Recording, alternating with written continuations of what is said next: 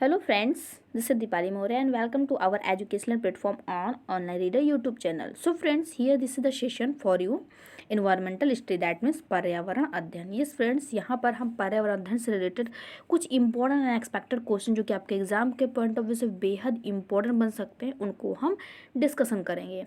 आपके all teaching exams as like specially आपके CTET की जो बात करूँ मैं, सीटेट सुपर टेट की अगर मैं बात करूँ, सुपर टेट केवीएस, तो इन सभी के एग्ज़ाम के पॉइंट ऑफ व्यू से बहुत ही इंपॉर्टेंट एक्सपेक्टेड जो है सीरीज़ यहाँ पे हम आपके लिए डिस्कस करेंगे जो कि आपके एनसीईआरटी बेस्ड पैटर्न होगी, काफ़ी इंपॉर्टेंट. सो फटाफट जल्दी से जो भी फ्रेंड्स नए हैं चैनल को सब्सक्राइब नहीं किया तो सब्सक्राइब कर लें एंड दोस्तों के साथ शेयर करना बिल्कुल मत भूलें. दोस्तों के साथ शेयर भी कर दें जैसे कि जो भी आपके दोस्त टीचिंग एग्जाम्स की तैयारी कर रहे हैं, टेट की, सीटेट की, केवीएस की, सुपर टेट की, तो वो सभी हमें ज्वाइन कर सके एंड जो उसके एग्जाम के पॉइंट ऑफ जो हम एक्सपेक्टेड क्वेश्चन जो सीरीज यहाँ पे चला रहे हैं उसको वो अटेम्प्ट कर सके. सो आइए बात करते हैं क्या है आज की सीरीज का पहला क्वेश्चन. एंड हाँ फ्रेंड्स, इसके साथ साथ में आप हमें अनअकैडमी पर भी ज्वाइन कर सकती हैं. अनअकैडमी पर आप हमें दीपाली मौर्य के नाम से, किस नाम से, अनअकैडमी पर आप हमें दीपाली मौर्य के नाम से ज्वाइन कर सकते हैं. वहाँ पर आप सर्च कर लीजिए, सर्च करके आप वहाँ पे हमें फॉलो कर सकते हैं. सो काफ़ी ज़्यादा इंपॉर्टेंट पॉइंट्स फैक्ट के रूप में आपको वहाँ पे चीज़ें देखने को मिलेंगी. तो सारे डाटा बहुत ही ज़्यादा इंपॉर्टेंट हैं जो कि आपके पेपर के लिए होंगे, तो वो चीज़ें वहाँ से आपको कंटेंट सारे मिल जाएंगे.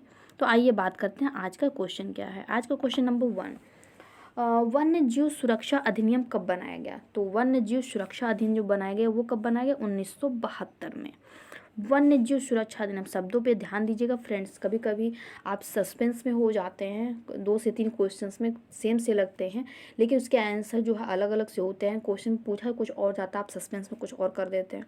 तो यहाँ पे बात किसकी की जा रही है, वन्य जीव सुरक्षा अधिनियम की. तो ये कब बना था, ये बनाया था 1972 में. नेक्स्ट क्वेश्चन है वन संरक्षण अधिनियम कब बना. तो वन संरक्षण अधिनियम, यहाँ पे ऊपर वाले क्वेश्चन में वन्य जीव संरक्षण की बात की जा रही है एंड इस क्वेश्चन में आपकी बात की जा रही है वन संरक्षण अधिनियम की. किसकी बात की जा रही है, वन संरक्षण अधिनियम की. नेक्स्ट क्वेश्चन है पर्यावरण सुरक्षा अधिनियम कब बनाया गया.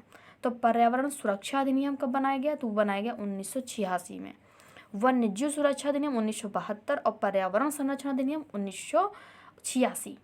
फैक्ट डाटा है, बहुत ही ज़्यादा आपके टेट के एग्जाम्स में पूछा जाता है, तो ये चीज़ें जरूर ध्यान में रखिएगा आप. आगे अगला क्वेश्चन नेक्स्ट, जल संरक्षण एवं प्रदूषण नियंत्रण अधिनियम कब बना. जल संरक्षण एवं प्रदूषण अधिनियम कब बना, ये बना 1974 में. कब बना फ्रेंड्स, 1974 में.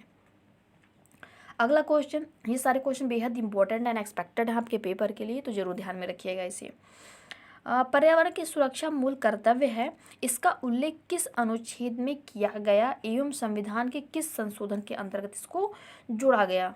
तो ये 42वें संविधान संशोधन के द्वारा अनुच्छेद 51A में रखा गया है. किसमें, 51A में आपका जो मूल कर्तव्य है भारतीय संविधान में उसके अंतर्गत रखा गया. और किस जो संविधान संशोधन के अंतर्गत रखा गया, तो रखा गया ये आपके 42वें संविधान संशोधन के अंतर्गत. चीज़ें समझ पाए तो लाइक ज़रूर कर दीजिएगा एंड अगर कोई डाउट है, कोई सूझे, कोई सजेशन है एनीवे, तो आप हमें कमेंट करना बिल्कुल मत भूलें. आइए आगे बात करें नेक्स्ट क्वेश्चन की. नेक्स्ट क्वेश्चन है भारतीय वन प्रबंधन संस्थान कहाँ पर स्थित है. तो वन प्रबंधन संस्थान की भी बात की जा रही है, तो यह आपके भोपाल में स्थित है. कहाँ है फ्रेंड्स, भोपाल में आपके स्थित है. इसी के साथ साथ में एक अगला क्वेश्चन हम जोड़ के रखते हैं क्योंकि काफ़ी ज़्यादा इंपॉर्टेंट ये क्वेश्चन बनते हैं एंड सस्पेंस में होते हैं फ्रेंड्स लोग. तो वन अनुसंधान संस्थान, वन अनुसंधान संस्थान, ध्यान दीजिएगा लास्ट क्वेश्चन में हमने क्या बताया था आपको, भारतीय वन प्रबंधन संस्थान, वन का प्रबंधन संस्थान भोपाल. लेकिन अगर हम इसी के साथ साथ में अगर हम बात करेंगे आपके वन अनुसंधान संस्थान केवल, तो ये आपका कहाँ, उत्तराखंड देहरादून में है. वेरी वेरी मोस्ट इंपॉर्टेंट सारे पॉइंट्स हैं और एंड फैक्चुअल डाटा के रूप में ये सारे मल्टीपल टाइम आपके सुपर टेट केवीएस इन सभी में रिपीटेड होते रहते हैं. तो सारा का कलेक्शन यहाँ पे वन कलेक्शन में हमने अवेलेबल करा दिया है. आप इसको अच्छे से रीड कर ले, पढ़ ले. कोई डाउट हो, कोई इशूज़ हो, कोई सजेशन, तो हमें कमेंट करें. नेक्स्ट है वर्षा वन अनुसंधान संस्थान स्थित है. तो वर्षा वन अनुसंधान संस्थान ये है आपके जोरहाट में. नेक्स्ट क्वेश्चन अगला, अगला क्वेश्चन है आनुवंशिकी एवं वृक्ष प्रजनन संस्थान कहाँ पर है? तो यह आपका है कोयम्बटूर में। कहाँ है? कोयम्बटूर में। उत्पादकता केंद्र कहाँ पर है? तो उत्पादकता केंद्र जो है ये है आपका रांची में। कहाँ है? रांची में उत्पादकता केंद्र अगर बात की जाए तो। अगला क्वेश्चन है भारत की प्रथम वन नीति का निर्माण कब हुआ? वन नीति वो भी प्रथम तो कब हुआ? 1894। ध्यान दीजिएगा, ये सब फैक्चुअल डाटा बहुत ज़्यादा इंपॉर्टेंट है ये। नेक्स्ट है गिद्ध संरक्षण पर योजना कब प्रारंभ की गई? किस पर? गिद्धों पर। उनके संरक्षण एवं संवर्धन के लिए जो योजना लागू की गई है उसको जो प्रारंभ किया गया, कब किया गया? 2006 में। 2006 में गिद्धों के संरक्षण के लिए योजना प्रारंभ की गई। अगला क्वेश्चन बहुत ज़्यादा इंपॉर्टेंट है, गोंड संरक्षण परियोजना कब शुरू हुई? क्या? गोंड संरक्षण परियोजना कब शुरू हुई? तो शुरू हुई ये 1987 में। कब शुरू हुई? 1987 में। नेक्स्ट है कछुआ संरक्षण परियोजना की शुरुआत हुई किसकी? एक तो तरफ बात की जा रही है आपके गिद्ध संरक्षण की, दूसरी गोंड संरक्षण की, एंड तीसरी अब बात की जा रही किसी? कछुआ संरक्षण की। तो ये सारे डाटा फैक्चुअल हैं, बहुत ज़्यादा इंपॉर्टेंट है, तो सस्पेंस मत होइएगा तीनों में, तीनों का अलग अलग डाटा हमने यहाँ पे अवेलेबल करा दिया है। तो कछुआ संरक्षण परियोजना की शुरुआत जो है 1975 में, तो गिद्ध वो 2006 में आया था, गोंड का 1987 में, एंड कछुआ संरक्षण 1975। ध्यान दीजिएगा, सबसे पहले कछुआ आया, फिर गोंड आया, फिर गिद्ध आया। तीनों को संरक्षण इस तरीके से आप ध्यान में रखिएगा तो आप चीज़ें अच्छी तरीके से जल्दी समझ पाएंगे। आगे बात करते हैं नेक्स्ट, अब बाघ संरक्षण परियोजना कब प्रारंभ की थी? ये तो बहुत ज़्यादा important, very very most important point, इसको टिक कर लीजिएगा आप। तो बाघ संरक्षण की जो योजना है कब प्रारंभ हुई? तो ये हुई 1973 में। कब हुई? 1973 में हुई। किस वृक्ष को पर्यावरणीय संकट माना जाता है? काफ़ी इजी सा क्वेश्चन बन गया है आजकल के माहौल में ये। मल्टीपल टाइम विभिन्न आपके चाहे एसएससी ग्रेड का पेपर हो, आपका चाहे टीचिंग एग्जाम्स हो, यूपीएससी लेवल का पेपर हो, तो इसमें ये क्वेश्चन मल्टीपल टाइम रिपीटेड आया हुआ है। तो एज इट इज़ क्वेश्चंस मिलते हैं आपको। तो ये क्वेश्चन का आंसर क्या हो जाएगा आपका? यूकेलिप्टस। क्या हो जाएगा? यूकेलिप्टस। यूकेलिप्टस वृक्ष को पर्यावरणीय संकट माना जाता है। नेक्स्ट क्वेश्चन, चालबाज किस प्रकार के वन पाए जाते हैं? मतलब चालबाज ये किस प्रकार के वन पाए जाते हैं? तो ये हैं आपके विषुवतीय वर्षा वन। क्या है? किस प्रकार के हैं? ये हैं आपके विषुवतीय वर्षा वन। नेक्स्ट क्वेश्चन, केंद्रीय मरु क्षेत्र अनुसंधान संस्थान कहाँ पर स्थित है? तो केंद्रीय मरु क्षेत्र अनुसंधान संस्थान तो यह है आपके जोधपुर राजस्थान में। कहाँ है? आपके जोधपुर के राजस्थान में है।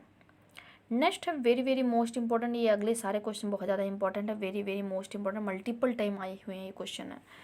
तो यहाँ पे क्या हो जाएगा? मॉन्ट्रियल प्रोटोकॉल संबंधित है। तो मॉन्ट्रियल प्रोटोकॉल जो संबंधित है किससे?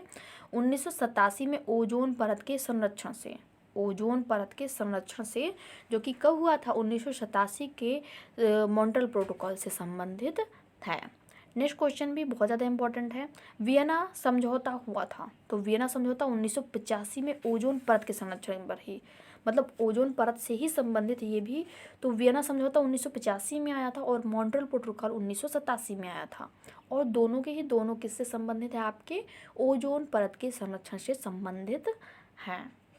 अगली कड़ी में हम बात करें तो यह आ जाएगा आपका क्योटो प्रोटोकॉल किस मतलब की संधि किस वर्ष हुई थी, या किस वर्ष लागू ही तो हुई थी? आपकी 2005 में।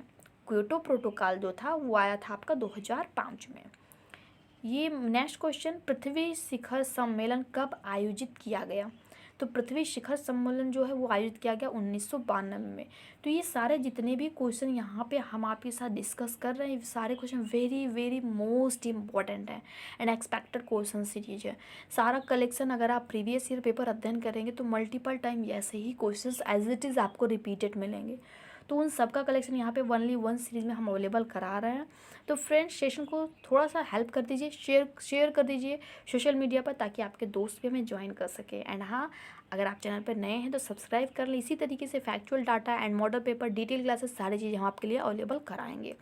वीडियोस की कुछ डिस्क्रिप्शन में हमने लिंक दे रखी है, जो कि कुछ अनअकैडमी की है, यूट्यूब की प्लेलिस्ट की हैं, तो वहाँ से भी आप हमें विजिट कर सकते हैं। अदर अपने इंटरेस्ट के अकॉर्डिंग, सब्जेक्ट के अकॉर्डिंग, जिस सब्जेक्ट में आपका जैसी रुचि है, जो आपको जैसी तैयारी करनी, जो भी आपका शेड्यूल उसके अकॉर्डिंग आप हमारे सेशंस को ज्वाइन कर सकते हैं। नेक्स्ट क्वेश्चन, पृथ्वी शिखर सम्मेलन का आयोजन किस शहर में किया गया? किसका? पृथ्वी शिखर सम्मेलन का। तो ये हुआ था आपका रियो डी जेनेरियो में, और रियो डी जेनेरियो कहाँ? ब्राज़ील में। 5 जून को विश्व पर्यावरण दिवस मनाने की घोषणा किस सम्मेलन में की गई थी? तो ये की गई थी आपके स्टॉकहोम के सम्मेलन में। तो स्टॉकहोम भी काफ़ी ज़्यादा इंपॉर्टेंट है, एंड इसके साथ साथ में आपका ये जो सन दिया है कब 1972 का, ये भी ज़्यादा इंपॉर्टेंट बनता है। तो 5 जून को विश्व पर्यावरण दिवस मनाने की घोषणा किस वर्ष में की गई थी? तो ये की गई थी आपके स्टॉकहोम सम्मेलन में। कब? 1972 में। चीज़ें समझ पाए आप तो लाइक कर दीजिएगा। आइए आगे बढ़ते हैं। Next, tiger man of India किसे कहा जाता है? क्या? टाइगर मैन ऑफ इंडिया किसे कहा जाता? तो ये कहा जाता आपका कैलाश श्रृंखला को। किसको कहा जाता है? ये कहा जाता है आपके कैलाश श्रृंखला को कहा जाता है। काफ़ी ज़्यादा इंपॉर्टेंट डाटा ये बन जाता है आपके पेपर के लिए। क्या? Tiger man of India. Next है, भारत में हरित क्रांति के जनक किसे कहा जाता है? तो अगर भारत में बात करें तो हरित क्रांति के जनक कौन है? एम.एस. स्वामीनाथन। एम.एस. स्वामीनाथन ये आपके भारत में हरित क्रांति के जनक माने जाते हैं। अगर अब जनक की बात की जा रही तो भारत में पारिस्थितिकी के जनक कौन है? ये भी बहुत ज़्यादा इंपॉर्टेंट डाटा बनता है आपके यूपीएससी लेवल के लिए, टेट के लिए तो बहुत ज़्यादा इंपॉर्टेंट ये है। तो भारत में पारिस्थितिकी के जनक कौन है? डॉक्टर रामदेव मिश्रा। कौन है? पारिस्थितिकी के जनक डॉक्टर रामदेव मिश्रा जी हैं। Next question, dolphin man of India. ऊपर बात की गई टाइगर मैन ऑफ इंडिया, अभी बात की जा रही है डॉल्फिन मैन ऑफ इंडिया। तो डॉल्फिन मैन ऑफ इंडिया किसे कहा गया? कहा गया रविंद्र कुमार सिन्हा को। किसको कहा गया? रविंद्र कुमार सिन्हा को। Very most important, very very most important. अगला क्वेश्चन, चिपको आंदोलन के जन्मदाता थे। तो चिपको आंदोलन के जो जन्मदाता थे कौन था? सुंदर लाल बहुगुणा। कौन थे? सुंदर लाल बहुगुणा थे आपके। नेक्स्ट क्वेश्चन अगला, विश्व ओजोन दिवस कब मनाया जाता है? ओजोन दिवस की बात की जा रही है तो ये है आपके 16 सितंबर को। 16 सितंबर को जो है विश्व ओजोन दिवस मनाया जाता है। वैसे मैं कोशिश करूँगी जो आपके पर्यावरण ईवीएस के सेक्शन में जितने भी जो आपकी तिथियाँ बनती हैं, महत्वपूर्ण तिथियाँ, इस तरीके से उनको मैं एक वीडियोज़ में ज़रूर कवर करने की कोशिश करूँगी, ताकि जितने भी फैक्चुअल डाटा है अलग अलग जो है चैप्टर के अकॉर्डिंग अलग अलग चीज़ें आपको कंटेंट मिल सके। एंड ये तो आपका मॉडल पेपर है जो कि हमने तैयार किया है आपके स्पेशली सीटेट का पेपर आने वाला है उसके लिए। तो उन सभी के लिए आप यहाँ पे डिटेल्स क्लासेस भी ज्वाइन कर सकते हैं, एंड मॉडल पेपर कंटिन्यू हम कर रहे हैं। आगे बात करते हैं नेक्स्ट क्वेश्चन, विश्व वन्य जीव दिवस कब मनाया जाता है? वन्य जीव दिवस तो ये मनाया जाता है आपका 3 मार्च को। कब मनाया था दोस्तों? तो 3 मार्च को। आगे बात करते हैं, विश्व पृथ्वी दिवस कब मनाया जाता है? अब पृथ्वी दिवस की बात की जा रही तो जैसा कि मैंने अभी लास्ट वीडियो की सीरीज में हमने आपको 22 की जो तिकड़ी थी मैंने आपको बताया था, मतलब 22 जो है काफ़ी ज़्यादा आपके पर्यावरण में इम्पोर्टेंट बनता है। 22 मार्च, 22 अप्रैल और 22 मई। तो 22 मार्च को क्या था, 22 अप्रैल को क्या था और 22 मई को क्या था? आप चाहे तो हमें कमेंट में आप बता सकते हैं, अदरवाइज़ हम आपको आंसर डिफाइन करेंगे। तो 22 मार्च का जो दिन है वो क्या मनाया था? विश्व जल दिवस। 22 मार्च को विश्व जल दिवस। 22 अप्रैल की हम बात करें तो 22 अप्रैल में आपका हो जाएगा विश्व पृथ्वी दिवस। क्या हो जाएगा? विश्व पृथ्वी दिवस। एंड उसी के एक मंथ बाद हम 22 मई की अगर बात कर लें तो ये आपका हो जाएगा विश्व जैव विविधता दिवस। चीज़ें समझ पाएँ आप? तो ये तीनों ही डेट्स जो हैं 22 की, तीनों ही मंथ की लगातार की जो डेट्स हैं ये आपके पर्यावरण में अहम भूमिका निभाती हैं। मल्टीपल टाइम इससे रिलेटेड पॉइंट्स आपके आते रहते हैं। आगे बात करें नेक्स्ट क्वेश्चन, कोहरे की आड़ पाठ देखने में सहायक तरंगे होती हैं। मतलब कोहरा अगर है उसमें हम अगर आमने सामने की चीज़ें अगर देखने में हम जो है दिक्कतें होती हैं, और उसमें अगर हमें देखने में सहायता कौन सी चीज़ें करती हैं तो हो जाएगी आपकी अवरक्त किरणें। अवरक्त किरणों के कारण ही हमें धुंध में भी कुछ कुछ चीज़ें हल्की फुल्की दिखाई देती हैं। अगला क्वेश्चन है, अम्ल वर्षा के लिए प्रमुख रूप से जिम्मेदार है। तो अम्ल वर्षा के लिए प्रमुख रूप से जिम्मेदार कौन है? तो अम्ल वर्षा के लिए प्रमुख रूप से जिम्मेदार है आपकी कारखाने। पार्थिनियम गाजर घास के परागकण से कौन सा रोग होता है?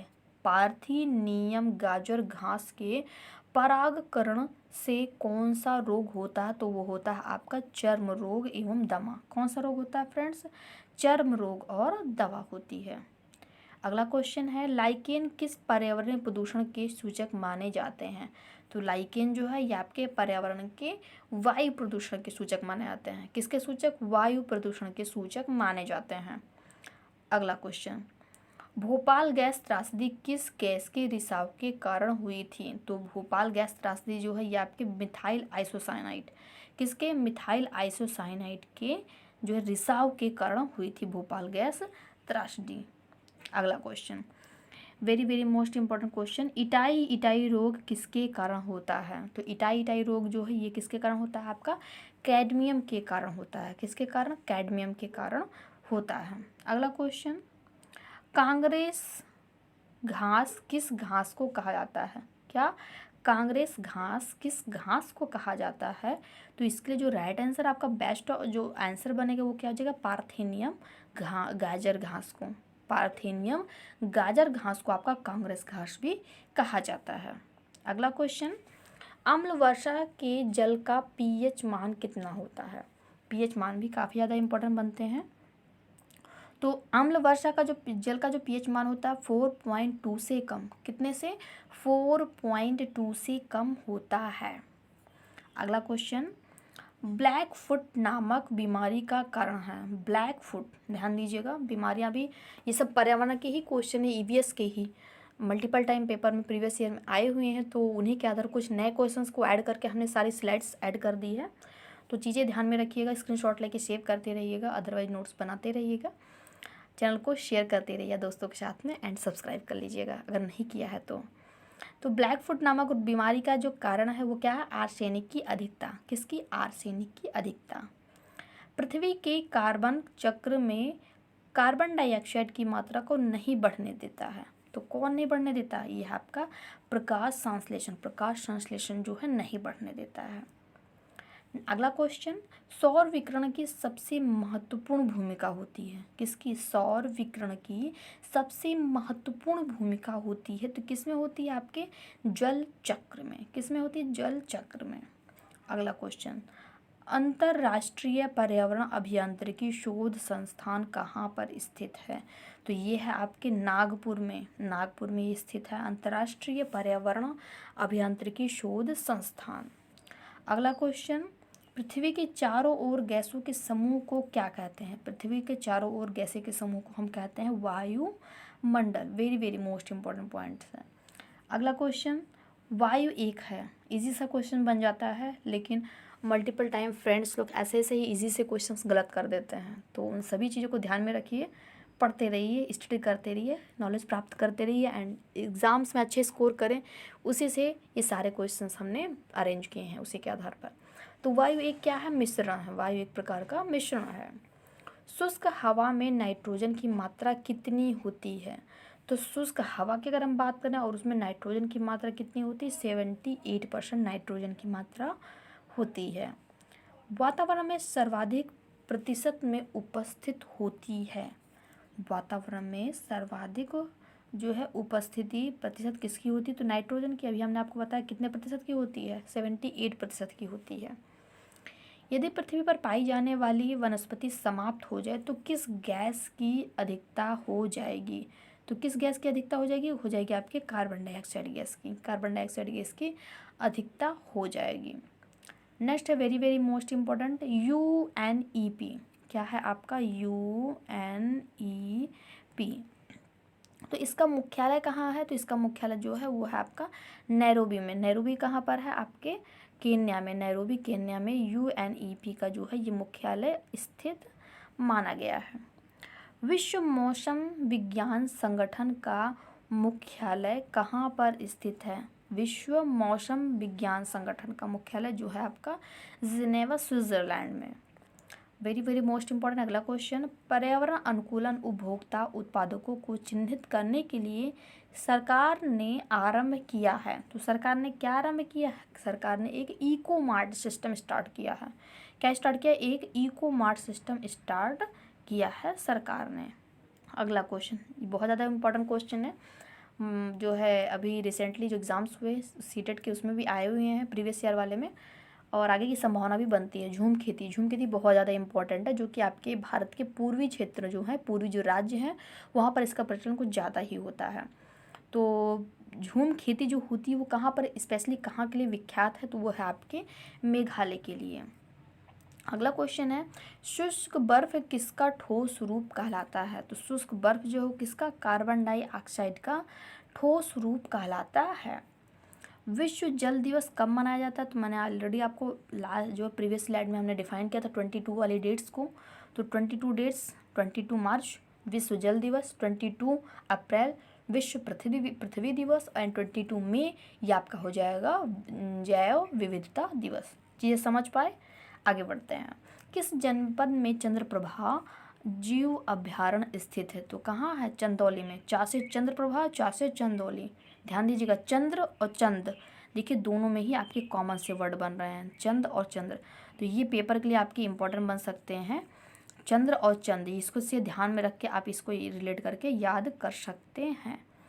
अगला क्वेश्चन, गिर वन्यजीव अभ्यारण्य किस वन्य जीव का संरक्षण करता है? अब गिर कहाँ पर है? तो ये तो करता है, पहली बात तो इसका जो राइट आंसर बनेगा वो क्या होगा? शेर। मतलब गिर वन्यजीव अभ्यारण्य जो है ये वन्यजीव का संरक्षण करता है, वो भी शेर का। लेकिन गिर कहाँ है? तो ये है आपका गुजरात में। गा से गिर, गा से गुजरात, ध्यान में रखिएगा, ये याद हो जाएगा। अब आता है बढ़िया क्वेश्चन, बहुत ही ज़्यादा इंपॉर्टेंट है आपका। ग्रीन मफलर किससे संबंधित है? ये पेपर के लिए आपके लिए एक्सपेक्टेड है, वेरी वेरी मोस्ट इंपॉर्टेंट। तो ग्रीन मफलर जो है किससे संबंधित है? आपके ध्वनि प्रदूषण से ग्रीन मफलर कहा जाता है किसको? ध्वनि प्रदूषण को। मल्टीपल टाइम फ्रेंड्स लोग इसको ग्रीन मफलर को वायु प्रदूषण से जोड़ देते हैं, लेकिन जो कि गलत है। यहाँ पे ग्रीन मफलर जो है वो है आपका ध्वनि प्रदूषण से संबंधित है। किसी खाद्य श्रृंखला में शाकाहारी होते हैं? तो शाकाहारी आपके प्राथमिक उपभोक्ता होते हैं। किसी भी खाद्य श्रृंखला की अगर हम बात करें तो समझो जो आपके शाकाहारी होंगे वो आपके प्राथमिक उपभोक्ता कहलाएंगे। अगला क्वेश्चन, पारिस्थितिकी तंत्र के तत्वों के चक्रों को क्या कहते हैं? पारिस्थितिकी तंत्र के तत्वों के चक्रों को क्या कहते हैं? तो कहते हैं जैव भू रासायनिक चक्र। क्या कहा जाता है दोस्तों? जैव भू रासायनिक चक्र। अगला क्वेश्चन, अंतर्राष्ट्रीय ओजोन दिवस कब मनाया जाता है? तो यह हो जाएगा आपका 16 सितंबर को। कब मनाया जाता है? 16 सितंबर को। अगला क्वेश्चन, प्राकृतिक वनस्पति मरुस्थलीय प्रदेशों में पाई जाती है। मतलब ऐसी कौन सी प्राकृतिक वनस्पति है जो मरुस्थलीय मतलब कि रेगिस्तान में पाई जाती है? ऐसा कौन सा वनस्पति है? तो वो हो जाएगा आपका कैक्टस। कैक्टस है जो है वो आपका एक प्रकार की मरुस्थली है और मरुस्थलीय पौधा है, और ये मरुस्थल मतलब रेगिस्तानों में ये पाया जाता है कैक्टस का। टाइटन किस ग्रह का प्राकृतिक उपग्रह है? ये भी चीज़ें इंपॉर्टेंट बनती हैं। तो टाइटन किस ग्रह का है? तो ये है आपका शनि ग्रह का एक उपग्रह है। ध्रुव तारा कहा जाता है, उत्तरी तारे को ध्रुव तारा कहा जाता है।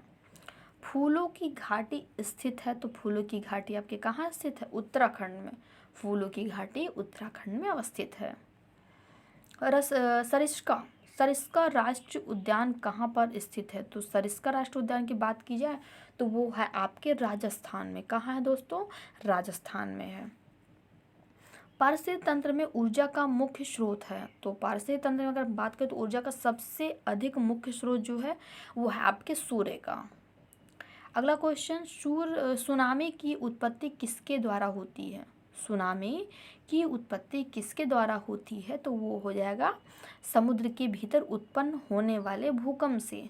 मतलब कि पृथ्वी की भूतल में जो भौगोलिक जो घटनाएं होती हैं, हलचल होती है, उससे अनेक प्रकार की जो तरंगें होती हैं वो उसका जो स्मरण जब आपके धरती के धरातल पर होने लगता है तो वो भूकंप का रूप ले लेती है। लेकिन उसके मतलब कि समुद्र के भीतर ही उत्पन्न होने वाले ये जो घटनाएं अगर समुद्र के भीतर में होती हैं तो वो आपके सुनामी का रूप ले लेती है। मतलब कि अगर पृथ्वी के भूगर्भ में अगर हलचल होती है और वो तरंगे धरातल पर उठती हैं तो भूकंप का रूप लेती हैं। लेकिन अगर यही भूगर्भीय हलचल समुद्र में होती हैं तो वो ऊपर उठकर सुनामी का रूप ले लेती हैं। चीज़ें समझ पाएँ आप तो लाइक कर दीजिएगा फ्रेंड्स, दोस्तों साथ में शेयर करना बिल्कुल मत भूलिएगा।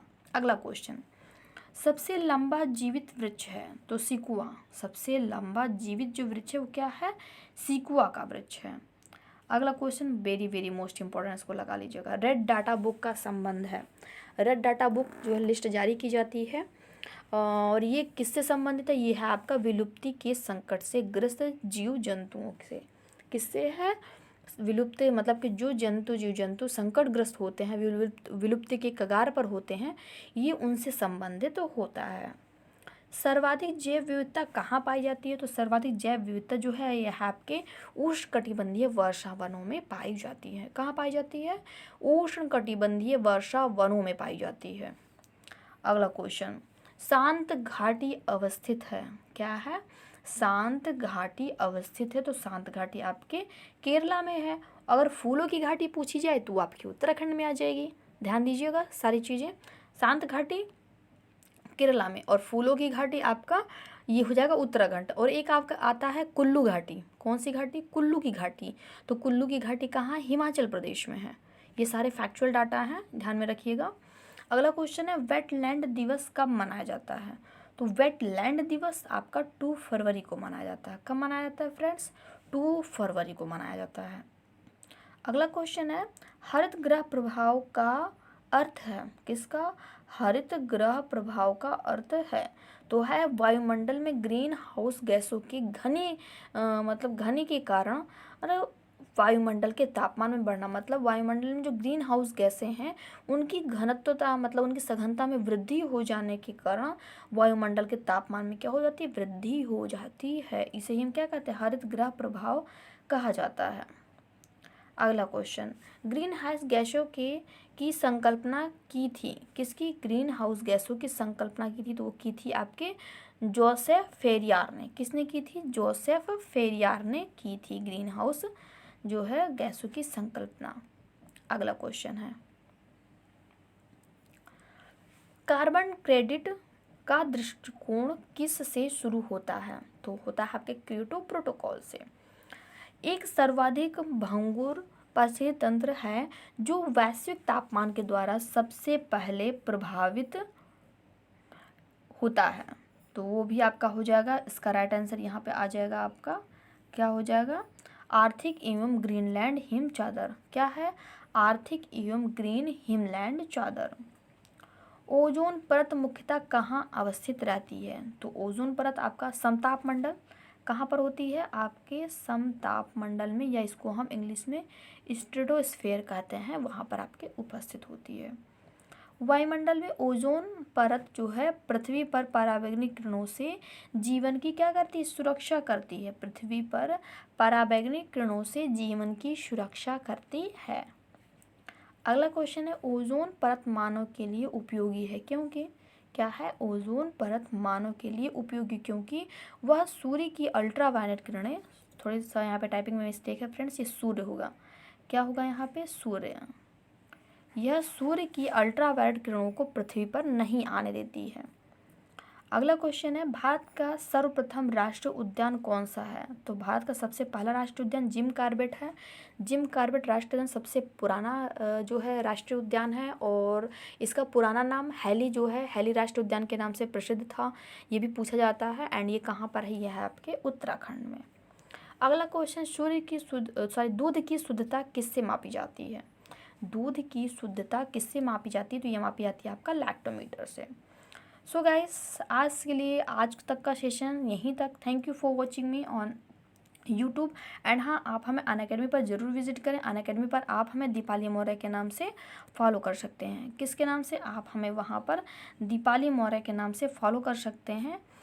यहाँ वहाँ पर हमने अनअकैडमी पर हमने 425 प्लस वीडियोस हमने आपके लिए अवेलेबल करा रखी है, आपकी सभी शिक्षक भर्तियों से रिलेटेड है।